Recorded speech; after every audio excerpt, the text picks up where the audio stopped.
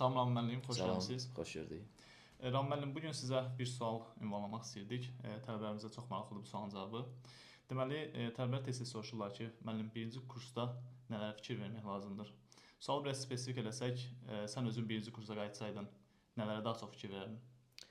İndiyə qədər gəldiyim nəticələrdən bu düşüncə ilə birinci kursa qayıtsaydım, yəni nələr boşluqlarım var, onları görsəydim, birinci mənə lazım olan sahələri müəyyən edərdim. Yəni hansı istiqamətə yönəlmək istəyirəm, maliyyəmi, mühasibatmı və s. Lazım olan sahəni seçəndən sonra həmin sahədə təcrübəsi olan şəxslərdən məsləhət istəyərdim ki, sizcə mən nə etməliyəm? O məsləhətlərə uyğun da yəqin ki, məsləhətlərin arasında sertifikatlar da olacaq. O sertifikatlara gec olmamış başlayardım. Ən azı texniki bilgilərim olsun deyə, işə başlayanda mənə dəstək olsun deyə.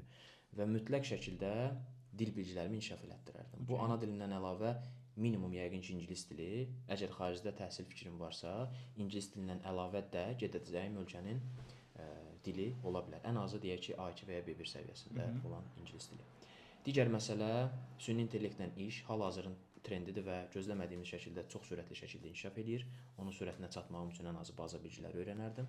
Əlavə olaraq da soft skilllər, yəni yumşaq bacarıqlar, bunu həmişə vurğulayıram. 3 mənə görə ən vacib olan bacarıq var. Təqdimat bacarığı, stresi idarə etmək və deməli konflikti idarə etmək. Bunlar bir saysaq, bir dənə də kommunikasiya.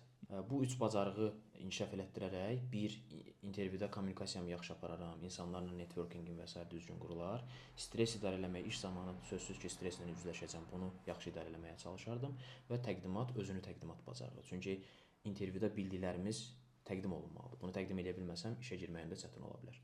Əsas bu nüanslara yönələrdim. Onsuz da gedişat boyunca istər-istəməz lazım olan bilgiləri mən yavaş-yavaş toplamış olacağam.